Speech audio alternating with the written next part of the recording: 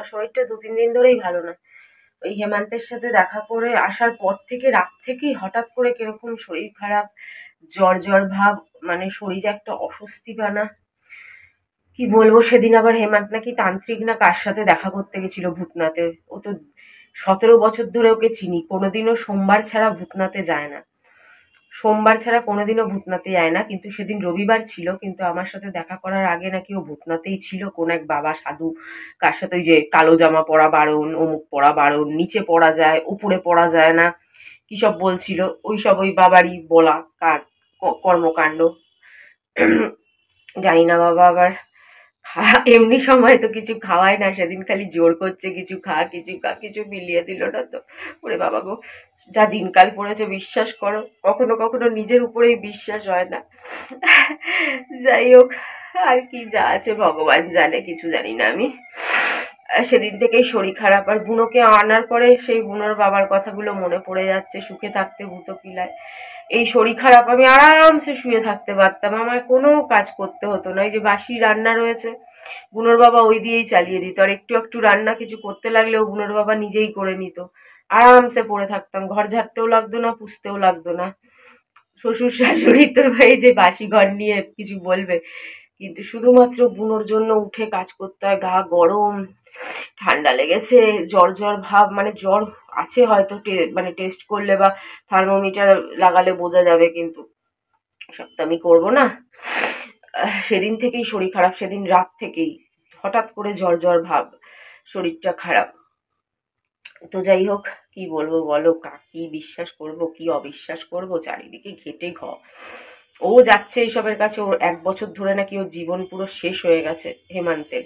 1 বছর ধরে আমাদের জীবন এই বাড়িতে আসার পর থেকে শেষ হয়ে গেছে। দেখো না কি অবস্থা, কি হচ্ছে আমি তো বুঝতে পারছি না। আমি ভাবতাম আমার সাথেই হচ্ছে, তো ওর সাথে কেন হচ্ছে 1 বছর ধরে? এর আগেও প্রবলেম ছিল, কিন্তু এই বছরটা নাকি মারাত্মক প্রবলেম। আর আমাদেরও সেম, এই বছরটা বিশেষ এই বাড়িতে আসার পরে এই বছরটা এত প্রবলেম, একটার পর একটা একটার পর একটা প্রবলেম, যেন মানে কিছুতেই নামতেই চাইছে না। কি করব, ভালো লাগছে না। কি বলতে গেলাম ভুলে গেলাম।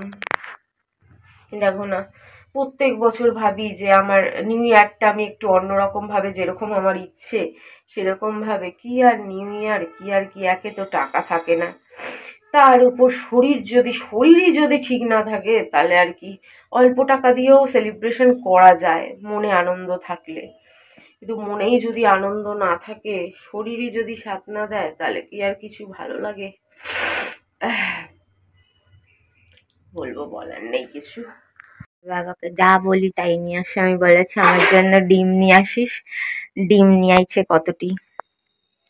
আমি বলেছিলাম 100 আনতে, এখানে জানি না কতটা আছে। কতটা আছে? বেশি আছে মনে হয়, 150-150 আছে। আবার রুই মাছ, আমার বুনোর জন্যই রুই মাছ আনা হয়েছে, কেন ওকে তো সব রকম মাছ দেওয়া বারণ, বোয়াল ঠোয়াল এসব শোল ঠোল না খাওয়াই ভালো। বিশাল মাছ কেটে দিয়েছে, এইয়া মোটা মোটা, এইয়া বড় বড়, মানে একটা মাছকে 2 পিস হয়ে যাবে। তা আমি বলছি দাঁড়া আমি কেটে দেবো। বাবা কি চিল্লায়, আমি কেটে দেবো, আমি চোখলা ছাড়িয়ে দেবো।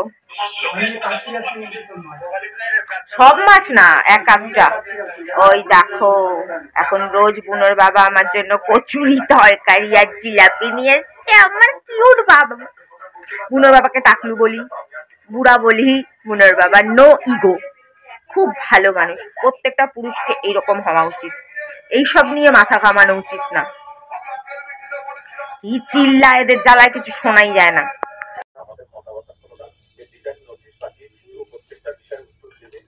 আমি আইনত যে অপরাধ করবো এই বিষয়ে, ওই ফালতু তোকে ভাববানি কোনো লাভ যে যে গত লোকসভা নির্বাচনে জেলে ছিল, 5 মাস ধরে জেল কেটেছে, তার কাছে আমার কি রাজনীতি শিখতে হবে না তার পরামর্শ নিয়ে আমার চলতে হবে?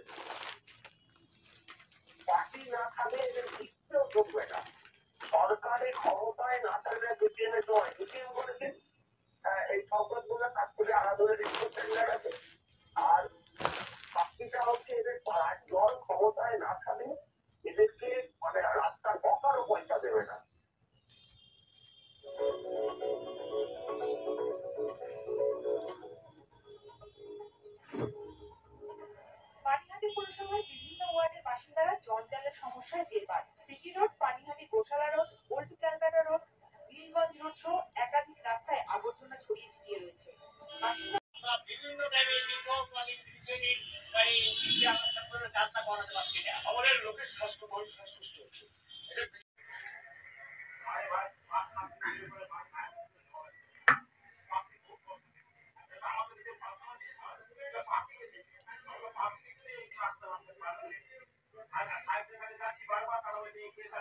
চলো মাছের ঝোলের জন্য সবজি কাটা রেডি, ফুলকপি আলু আর ছিম।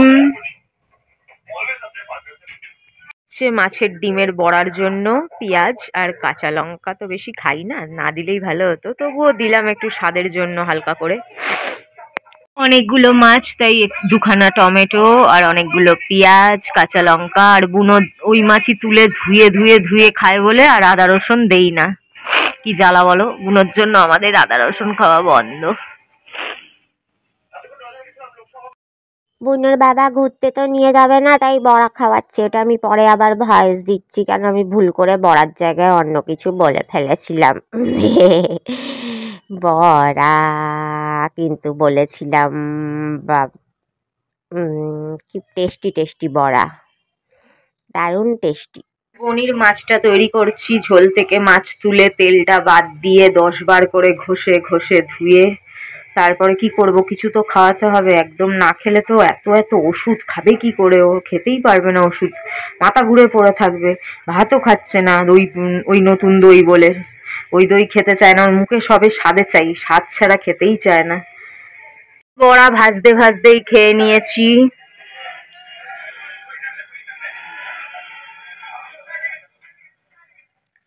হাফ মাছের মাথা আর পেটি নিয়ে নিয়েছি।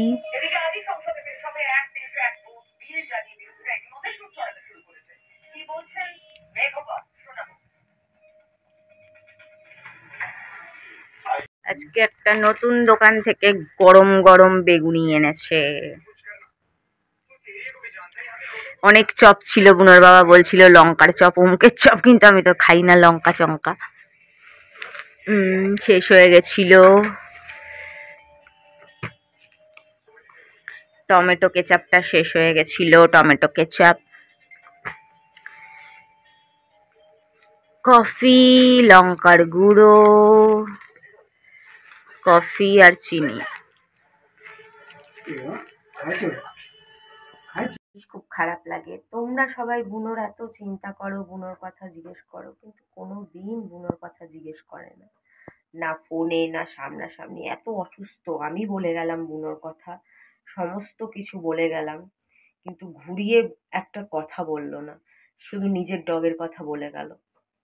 অনেকগুলো তো চলে গেছে দুনিয়া ছেড়ে, আর যা আছে সে স্মার্ট, খুব সুন্দর, হ্যান্ডসাম, অনুশাসন, খুব রেস্ট্রিকশন, এইসব কথা বলে গেল।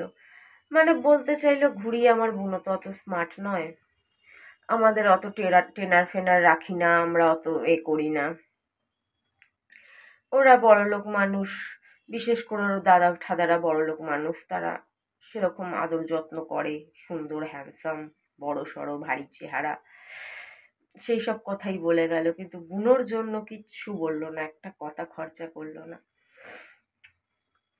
যাক ভালোই ভাই, আমার ছেলে আমার কাছে সুন্দর, আমার কাছে স্মার্ট।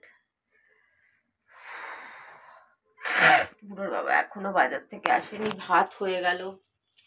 বুনোর টিফিন খাইয়ে বুনোর বিস্কুট, বুনোকে ওষুধ খাইয়ে দিয়েছি খালি পেটে, এবার 2টো বিস্কুট খাইয়ে দেব, তারপর আবার একটা ওষুধ আছে, নিস্তার নেই গো।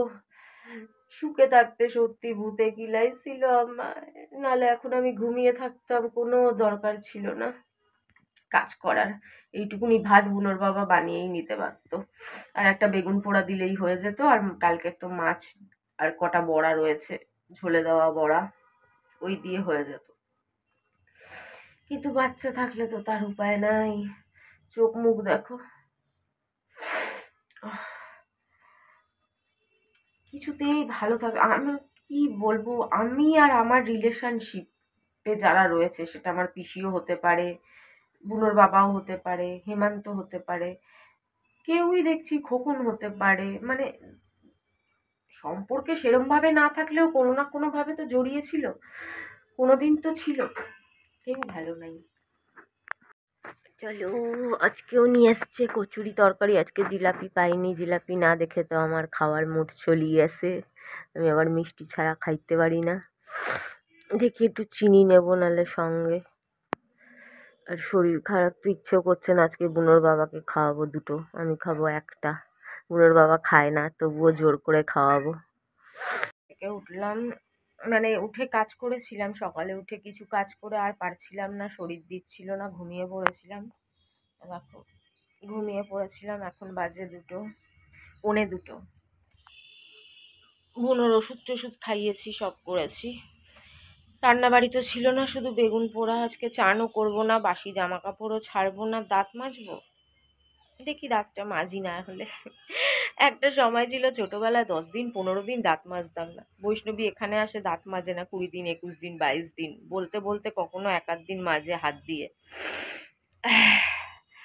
তো যাই হোক, শুধু খাবো, বুনোকে খাওয়াবো। ওরে বাবা, কি করে বুনোকে খাওয়াবো? আবার কিলো দরে ওষুধ। বুনোর বাবা তো কিচ্ছু দায়িত্ব নিতে চাইছে না। ওগুলো করে নিজে একটু খেয়ে আবার ঘুমিয়ে পড়বো। এই বছরটা যে কি যাচ্ছে, কি করে বাচ্চাদের একটু খুশি করব, ঘোরাবো, কিছুই বুঝতে পারছি না। কে যে কি করছে না করছে, কি হচ্ছে কিছুই বুঝতে পারছি না।